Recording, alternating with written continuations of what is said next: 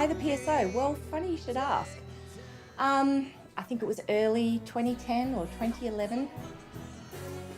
Bourby, Jess and I got together in the Brisbane hotel and had a couple of wines and talked about this idea of a freelance orchestra, kind of more solid, if you know what I mean. There was a lot of different things happening around Perth, a lot of different scratch orchestras, and we thought, what if we just got that pool of musicians and brought them together more often and call ourselves a Perth Symphony Orchestra and do some things in our own right and see where it goes.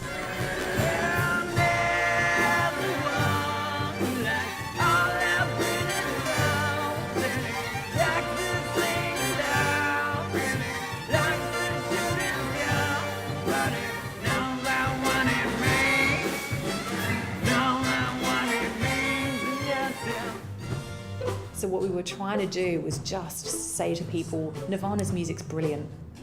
We don't want to take away from that, but what we want to show is that an orchestra can bring a whole new wave of feelings towards those songs.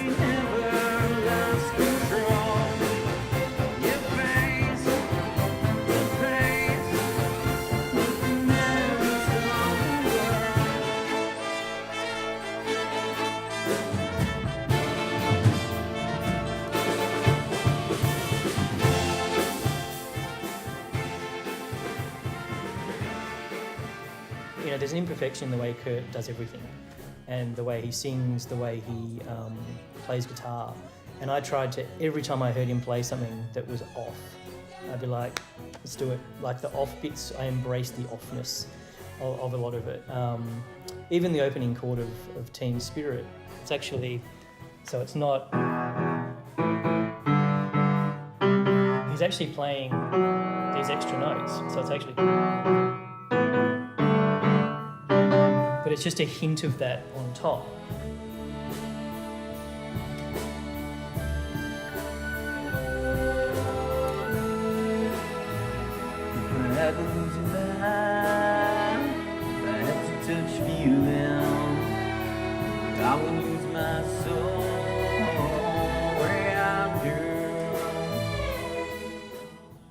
Music's always been a part of my life. It's all I've ever known.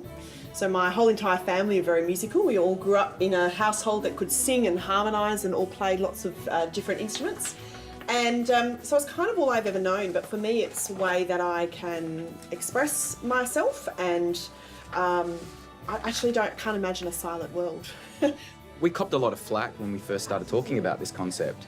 I know from like, you know, the headbanging, you know, metal crew and stuff like that, who really like to sort of see Nirvana and Kerr as just this punk rocker who played heavy music and stuff. And I was like, hang on a second, like, this is the same guy that took a cellist on tour with them, you know, that insisted on having certain classical instrumentation on some of the songs and wear a suit, and was always about exploring what it is to be a pop artist. And, you know, he was the first person to call himself a pop songwriter, which I think kind of flew in the face of how other people wanted to see him.